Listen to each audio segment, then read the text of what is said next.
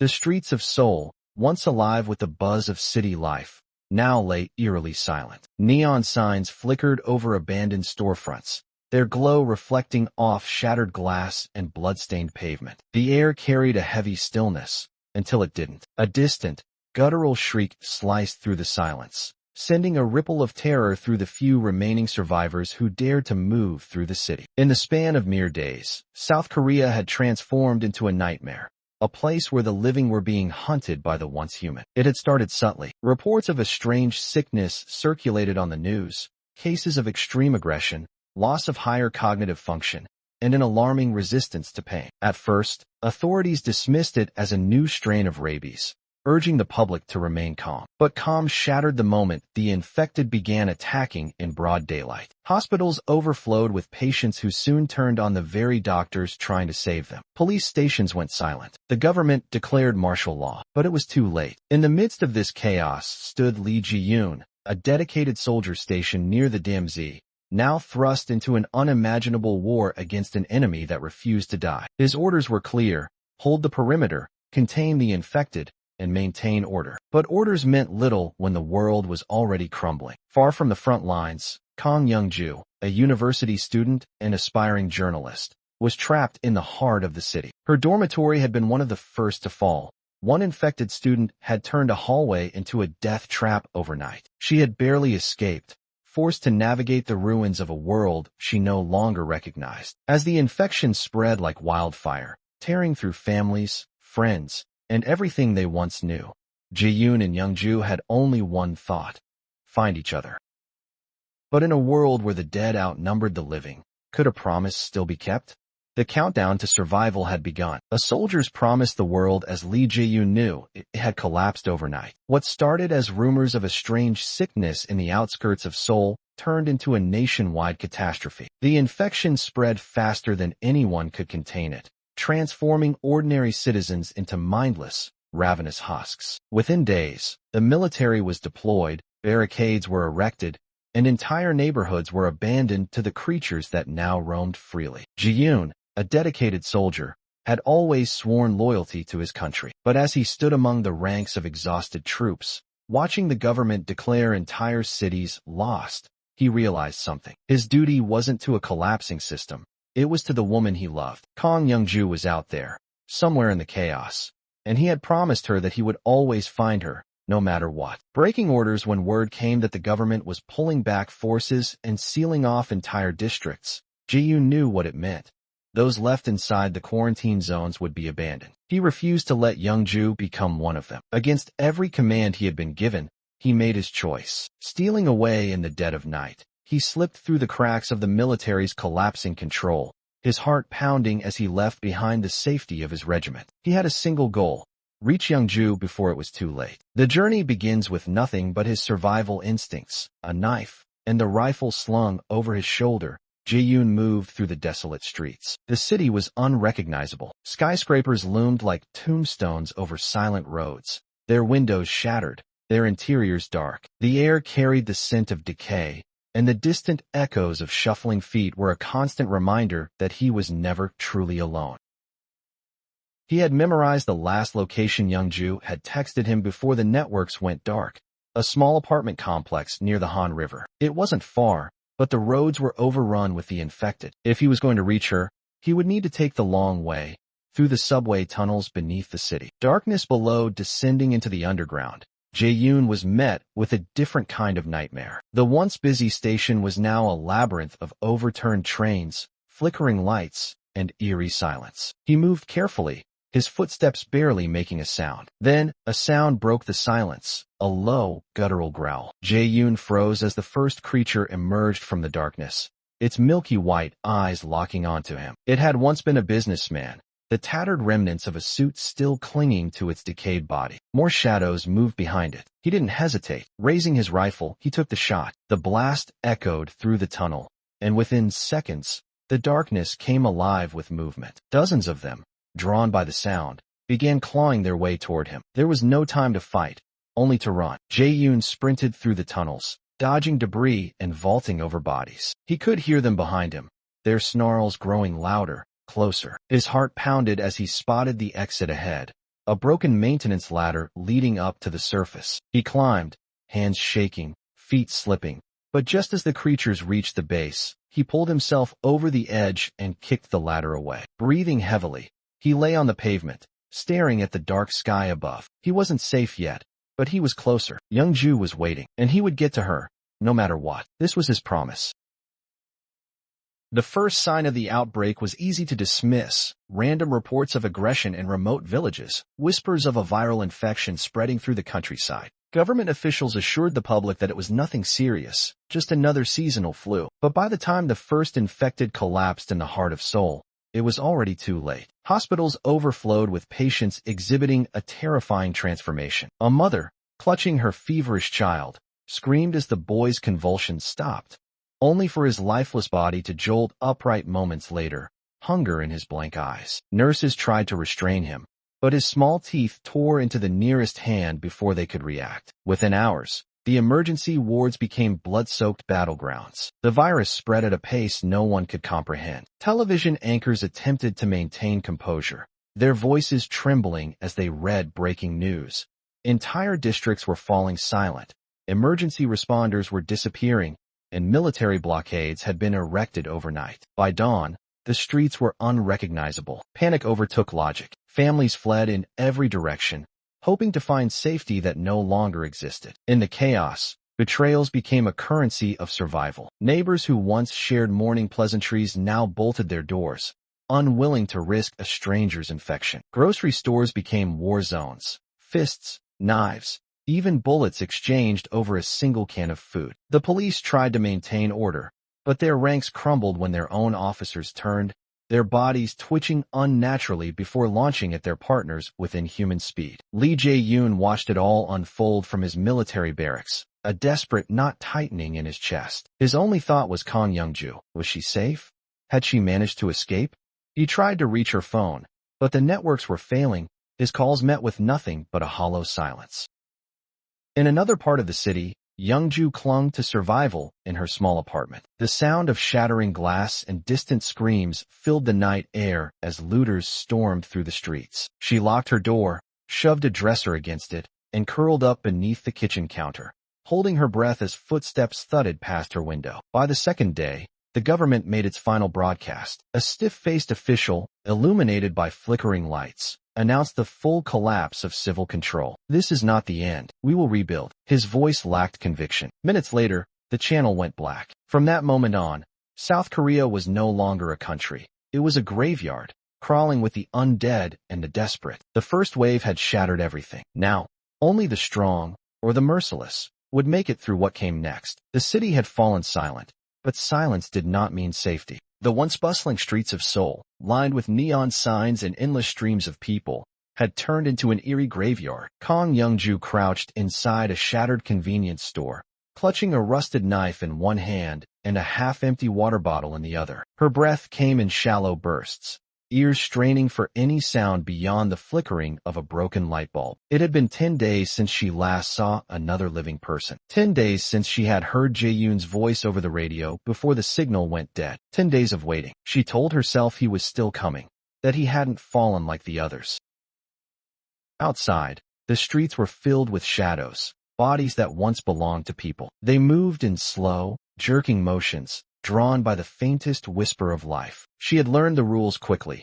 Never make a sound, never stay in one place too long, and never let hope die. She had taken refuge in an old bookstore the first night after the outbreak hit the city. It had felt safe. Dusty shelves, the comforting scent of paper, and a heavy wooden door that kept the nightmares out. But hunger had forced her to leave. The city was a death trap, yet she scavenged, moving like a ghost through the ruins of a world she once knew. She found a can of peaches in an overturned taxi, its driver long gone. A loaf of stale bread in an abandoned bakery, covered in dust but still edible. A rainwater puddle on a rooftop, the only clean drink she had in days. Each discovery was a small victory, each moment of rest an illusion of peace. But the hardest part wasn't the hunger. It was the waiting. At night, she sat near a broken window, staring at the flickering remains of streetlights in the distance. The city still hummed with echoes of the past, posters fluttering in the wind, the distant sound of glass cracking under unseen footsteps. She imagined Jae-yoon out there, fighting to reach her. Was he hurt? Was he alone? Did he even know she was still alive? Hope was a dangerous thing. It kept her going, but it also made the fear sharper. On the 12th day, she heard the distant sound of gunfire. Military? Survivors? Or worse? She pressed herself against the cold walls of an alleyway, heart pounding. And then, for the first time in days, she heard a voice. Garbled, broken through static, but unmistakable. Young-joo, if you can hear this, I'm coming. Jae-yoon was alive. Her grip on the rusted knife tightened. She wasn't alone. Not yet. Jae-yoon tightened his grip on the rifle slung across his back, his breath steady despite the stench of death thickening in the air. The city before him was nothing more than a graveyard of steel and concrete, where the echoes of civilization had been replaced by the haunting moans of the undead. He moved swiftly through the ruined streets, stepping over broken glass and overturned vehicles, careful not to make a sound. The military had abandoned their posts days ago, leaving behind barricades now teeming with the infected. Razor wire curled around checkpoints, useless against the relentless force of bodies pressing against them. Blood-streaked banners, once carrying evacuation instructions, flapped limply in the wind. A guttural growl snapped him back to the present. He froze. Not far ahead, a group of the undead lingered near an overturned bus, their twitching bodies illuminated by the flickering remains of a neon sign. Their sunken eyes darted in random directions, their heads jerking unnaturally. Jae-yoon crouched low behind a rusting sedan, his heartbeat hammering in his ears. The bus door hung open, its interior a dark void, but it offered cover if he was fast enough. Timing his movements with the sporadic gusts of wind, he dashed forward. His boots barely touched the pavement as he slipped into the vehicle, hugging the shadows. A rotting corpse slumped against a seat, its fingers twitching with residual nerve impulses. He didn't breathe until he reached the opposite door. Then came the sound that sent ice down his spine. A single can, rolling. Jae-yoon turned just in time to see a small child, no older than 10, lurking in the doorway of a ruined convenience store. Her skin was gray, lips torn as if she had chewed them down to nothing. Her milky eyes met his, and for a moment, there was silence. Then, she screamed. The horde snapped to attention. Jae-yoon didn't think. He bolted. The streets erupted with frenzied movement as the dead scrambled toward him, their footsteps a chaotic stampede. He vaulted over a barricade, cutting his hand on jagged metal, but pain was the least of his worries. Ahead, a tunnel loomed, a military outpost once meant to control the outbreak spread. If he could reach it, he might find weapons, supplies, a way out. Gunshots rang in the distance, followed by the roar of an explosion. Someone was fighting back. Hope ignited in his chest. He wasn't alone in this nightmare. But neither were they. Jae-yoon trudged through the ruins of what was once a thriving district, his rifle slung over his shoulder, each step measured against the growls of the undead lurking in the shadows. Supplies were running low, and exhaustion pressed against his bones, but he couldn't afford to slow down. Young-joo was out there, waiting. Then he met Min-suk. A former firefighter, Min-suk had survived by navigating rooftops and setting makeshift traps, his knowledge of the city invaluable. Skeptical at first, Jae-yoon hesitated to trust him, but Min-suk had food, weapons, and, most importantly, a plan. They formed an uneasy alliance, driven by necessity rather than friendship. As they ventured deeper into the city, they encountered others, Soo-bin, a sharp-witted medic with a gunshot wound, and Tae-jin, a bitter ex-cop who had lost faith in humanity. They banded together, each offering skills that made survival possible. Yet, trust remained fragile. Supplies were scarce, and desperation made even the noblest men dangerous. Tae-jin proved the hardest to read. He carried himself with authority, but his gaze lingered too long on Jae-yoon's ammunition and Min-suk's supplies. One night, Jae-yoon awoke to the sound of rustling, Tae-jin, stuffing his bag with stolen rations. When confronted, Tae-jin didn't hesitate. The knife flashed in the moonlight, aimed straight for Jae-yoon's throat. The gunshot echoed through the night. Min-suk had pulled the trigger. Tae-jin collapsed, his betrayal sealed in blood. But the noise had drawn attention. A horde stirred in the distance, their guttural groans growing louder. The group had no time to mourn or argue. They ran. With every ally lost, survival became less about strength and more about trust. Jae-yoon had learned a brutal lesson. In a dying world, the line between friend and enemy was thinner than a whisper. In the midst of a crumbling world, Lee Jae-yoon finally finds his way back to the heart of the devastated city, where Kang Young-joo is hiding. After months of chaos, destruction, and endless searching, their paths cross once more. But this reunion isn't as sweet as they imagined. Both are changed, hardened by the world that has torn them apart and forced them to survive in unimaginable ways. As Jae-yoon approaches Young-joo's hiding place, he can't shake the heavy weight of their past. Before the outbreak, they had plans, dreams, a life waiting for them. Now, everything is in ruins. Their reunion is not filled with joy, but with the harsh reality of what the world has become. Young-joo, once hopeful and trusting, has become cynical and wary. The months alone in a desolate city, surrounded by danger, have worn her down. She barely recognizes the man in front of her. Jae-yoon, too, struggles to reconcile the man he's become with the person Young-joo once knew. The weight of their separate experiences builds a wall between them, as they cautiously reach for the love they once shared.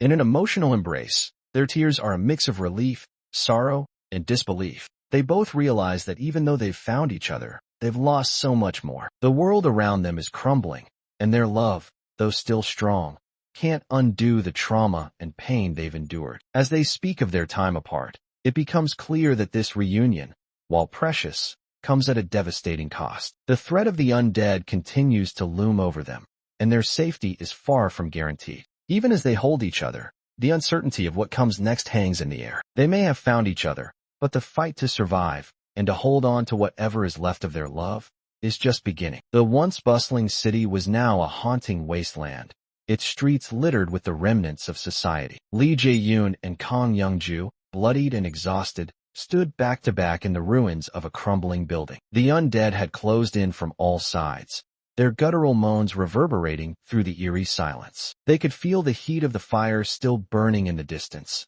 a constant reminder of the world they had lost. The government, once their protector, had long since abandoned them. As the final defense against the zombie apocalypse, the authorities had enacted a scorched earth policy, eliminating anyone they deemed a threat, human or otherwise. The last of the military forces had retreated, leaving only a few survivors to fend for themselves. But survival was no longer enough. Jae-yoon gripped his weapon tighter, his mind racing with thoughts of the future, if there was one. His eyes met Young-joo's, the bond between them stronger than ever. "We fight to the end," he whispered, his voice thick with emotion. Young-joo nodded, determination in her eyes. Together, they had endured unimaginable horrors, and now, at this pivotal moment, their survival would depend on their ability to outsmart and overpower the undead.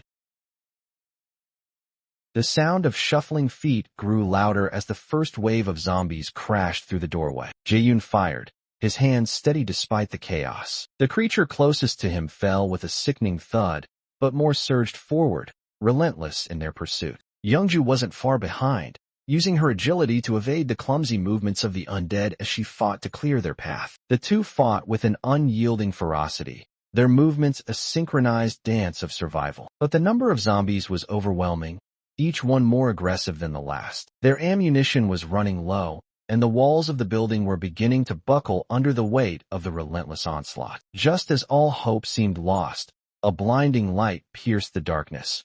Military helicopters appeared on the horizon. At first, they thought it was a rescue, but as the choppers descended, it became clear the government had come not to save them, but to silence them. A barrage of gunfire rained down, targeting the remaining survivors as part of their final mission to cleanse the city. Jae-yoon and Young-joo barely managed to take cover, their hearts pounding in their chests as the government's forces closed in. "We can't let them win," Jae-yoon said, his voice hoarse. Young-joo looked at him, her face pale but resolute. In that final, heart-stopping moment, as the undead approached from one side and the military from the other, the couple made their last stand. They fought with everything they had left, each breath a defiant declaration of their refusal to be forgotten. The chaos around them escalated, but their will to survive was stronger than any external force. The fate of their future was uncertain, but they would face whatever came next together until the very end.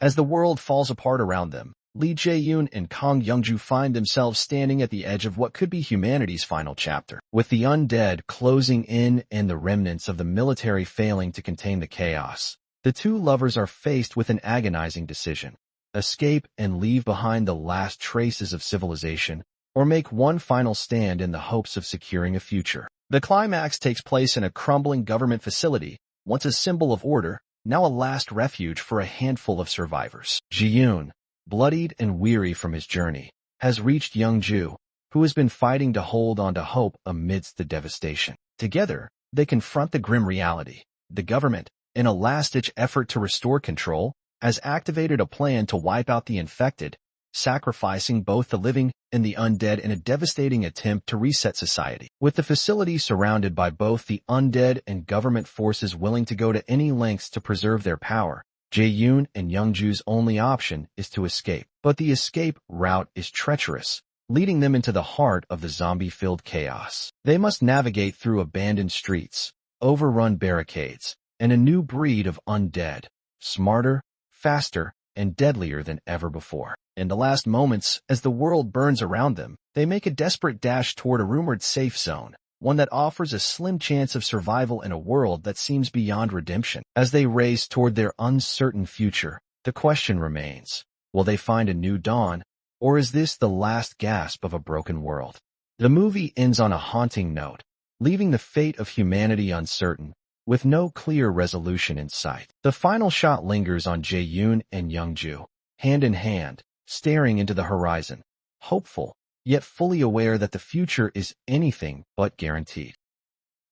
Lessons learned from Newtopia, 2025. 1. Love is a powerful motivator. Lee Jae-yoon's relentless journey to reunite with Kang Young-joo proves that love can drive people to extraordinary lengths, even in the face of death. Love provides strength in times of despair, pushing individuals beyond their limits. Hope is a fragile but essential force. Throughout the movie, hope is the one thing that keeps survivors going. Whether it's the belief in a safe zone or the faith that loved ones are still alive, hope becomes a crucial tool for survival. Even in the bleakest situations, those who hold on to hope are the ones who fight the hardest. Humanity's greatest enemy is itself. The government's decision to sacrifice survivors for the greater good highlights how, in times of crisis, human greed, power struggles, and fear can be just as destructive as the outbreak itself. The real monsters are not always the undead, but those who seek control at any cost. Survival requires adaptation. The characters who manage to survive are those who learn to adapt quickly. Whether it's thinking on their feet,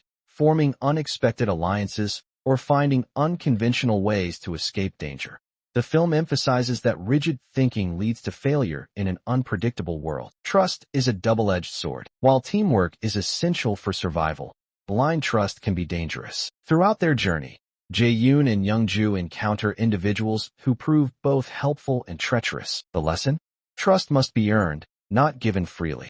Sacrifice is sometimes necessary. Many characters in Newtopia face difficult choices, where the survival of a few depends on the sacrifice of others. The film shows that while sacrifice is painful, it is sometimes the only way to preserve what truly matters. Human resilience is unmatched. Despite the overwhelming odds, Jae-yoon and Young-joo never stop fighting. Their determination showcases the resilience of the human spirit. No matter how dire the circumstances, the will to survive and rebuild is what defines humanity. The future is never certain. The film's ambiguous ending serves as a reminder that survival is not the same as victory. Even if one overcomes an immediate threat, the journey forward remains uncertain. In life, there are no guarantees, only the ability to keep moving forward despite the unknown. Fear can either destroy or strengthen. Fear is a constant theme in the movie. Some characters allow it to paralyze them, leading to their downfall, while others use it as fuel to fight harder. The lesson is clear.